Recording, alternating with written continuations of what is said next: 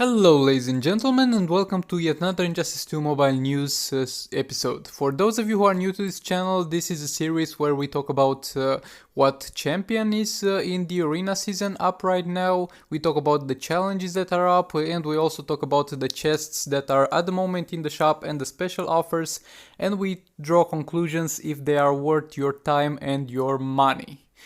If you like this series and you want to stay updated on further series, make sure to subscribe in order to not miss future content, and I would really appreciate it. And at the same time, if you have any questions, please leave them down below, or any video suggestions, since I read all those and I do my best to answer as many comments as possible.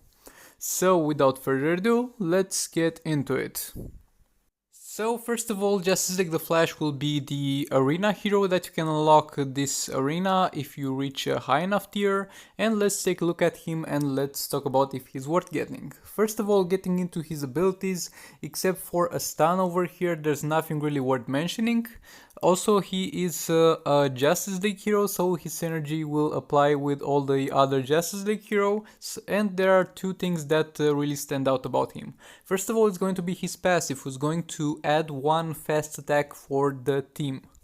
And what does this mean? Let's get into the stats and let me explain fast attack, because I explain it every time I get a chance and there are still people that don't know about it. So you have a fast attack chance over here. This is like your critical chance. It's a chance that when you do a basic hit, your attack has a chance to hit multiple times.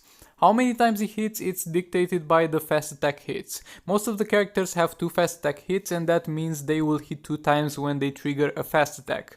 This character is going to have 3 fast attacks, and on top of that a 4th fast attack from the passive, and at the same time the passive is going to apply to all his teammates. So this character is going to be an amazing damage dealer if used with the Justice League team, and a must-have support if using teams like League of Anarchy and sometimes with Black Manta. So this is a character that you should definitely have in your roster. This character has the potential to be the best combo builder in the game, a great damage dealer, and a must-have support for certain raid teams. So by all means, you should most definitely grind him out and do your best to unlock him at how many stars you can, but in terms of his support capabilities, his passive will work more or less the same at 3 stars, so do your best to get at least Elite 1, even though I recommend grinding all the way to Elite 4 for this one. Okay, so looking at the challenge character that's available right now, she is going to be a powered Supergirl, a Supergirl character on that model, the model of the Power Girl, of the Dark Supergirl, and other stuff like that. So what is about her? Well, her passive is going to give a certain chance to be able to cast her first special ability without needing power bars. And her first special ability is going to cost only 3 power bars anyway. And honestly, there's nothing really amazing about this character. She's not a terrible character, like there are much worse characters in this game, but I don't think she's worth grinding for. I regard her as the worst Supergirl in the entire game, and I personally wouldn't go for it. If you want to go for her, then go ahead. I am not going to bother. And when it comes to the other challenge, it was up while the last episode of news was being published, and it's still up. It's going to be the Brainiac challenge. So if you are able to farm this challenge, then you should farm it. It's going to be up for 9 hours and 47 minutes, so I don't think it's really worth talking about, but it's a free legendary character, not the best legendary character, and he's going to buff other legendary characters. So if you want to go for it, I think you have gone for it already, so there's not much of a point in stressing too much out about this challenge, since it's going to be over in 9 hours. Okay, so first of all, let's get into the chests. We have Suicide Squad Enchantress legendary chest, and it has pretty bad odds, to be honest. You had better odds of getting Enchantress from the Suicide Squad chest that was previously up, and on this the chances are lower. So even if you want to unlock Enchantress and you have a high level account and you know what you're doing with your gems, I still wouldn't recommend going for this because it's not a good deal. And if you're a new player, most definitely don't go for this, and most definitely don't go for legendary chests. since they are not worth your gems and your gems are better spent elsewhere, and you don't need to have legendaries to be good at this game. Then is the Suicide Squad gear chest. Well, it has pretty terrible chances, because the highest chances for gears are going to be for Deadshot, and the characters you want gears on are Enchantress and Harley Quinn, and you are going to have a very rough time getting the gears that you are going to desire from this one. And considering how expensive it is, if you want gears for those specific characters, I think you are better off buying them when they are in the special offers, if you really want to.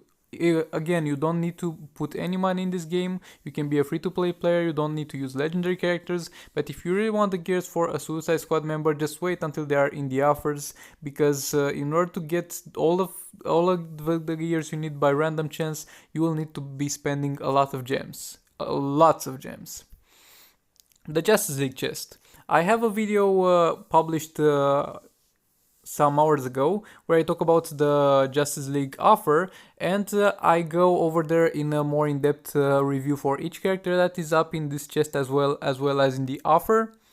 I'm going to give you a brief rundown, and most likely by tomorrow you will have a full chest review on this one, if I got the time, but let's give it a rundown. So basically, you've got a very slim chances to getting some specific characters, and the only two characters that you want from here are Cyborg and Superman, since the other characters are going to be available in the arena or are going to be not worth getting.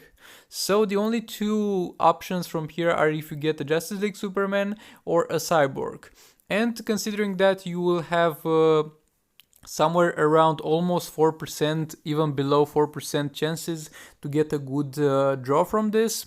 And at the same time, the gold hero shard thing is always a bad sign, because if it says gold hero shards, then be sure that those gold hero shards are most likely going to be 20 Swamp Thing shards.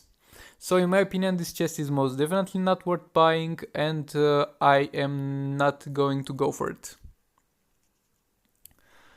In terms of the premium hero chest that we have available right now, it is going to be the Emerald Green Lantern. And Emerald Green Lantern is a pretty good character that you can also farm from the campaign.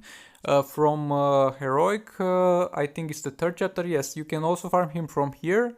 Even though this is going to be a grindier process, you can also drop him from raids. But if you want to speed up the process, you could buy the premium chest. It's not a terrible premium chest. It's a pretty good character, but the thing is about him that you can also get him from the campaign and the raid drops. So if you really want to get this character faster, then you can get a premium chest. If not, then you can just wait and grind him gradually from the campaign. Okay, now in terms of special offers, as I have said, I regard the price of a legendary character at 4 stars to be too high, $100 for a 4-star character. But if you have got the money and if you are going to do this anyway, Superman will be a pretty good choice, since in my opinion he is the second best legendary character in the game. Again, I don't recommend you spend your money in the game, I don't recommend you buy a legendary for $100, because you can definitely perform well in the game without them, but if you were going to do this anyway, then Superman would be a pretty decent choice. There's also some gear packs for him. Also, don't mind this Justice League The Flash gear pack, because you will also have his gears available in the arena store, for now at least, and you can get them from there and level them up yourself at almost no cost. And over here we have the Justice League bundle, and I have a separate video on this that I will link down in the description, but I will also give you a short rundown on this. So basically you have got pretty decent chances to unlock Justice League characters, and what I like about this chest in regards to the other chests that were released with only money is that at least now you know what you're getting. You don't have 2% chance for each and then 80% chance for a random gold character. You know full well that you're going to get a Justice League character, and this is a progress for NetherRealms, and I appreciate it, but it's still not good enough. It's not good enough because it's still kind of overpriced, and at the same time the fact that you're getting a random gear for each character is not going to be helping you that much. And as for the chest in the shop, this chest has only 2 characters that you really need to get, which are Cyborg and Superman. Other than that, the rest of the characters will be available in the arena seasons. So the verdict of this chest: I appreciate the improvement for the Netherrealms, but this is still not a good enough chest to spend money on. This was all for this video, and now a few announcements for those of you who are interested into listening to them. I am going to hit very soon 1000 subscribers. I've also hit 900 by the time I'm publishing this video, and I'm looking pretty optimistically on it. So that will mean that I will be able to live stream, and I will do some pretty cool live streams where I do coaching for arena gameplay and maybe look at some pictures of your roster and tell you how to improve them and stuff like that. And in order to better interact with you, I'm working on a Discord server, more on that soon. It's a work in progress, and man, is it a bitch to make Discord servers. So, a lot of things are going to be changing for the better in the upcoming days or weeks, so stay tuned for that. I very much appreciate all the support you are showing me. If you have any questions, as usual, don't forget to leave them down in the comments, and if you are not subscribed, I would really appreciate if you subscribed. So, thank you for watching, and I'll see you in the next one.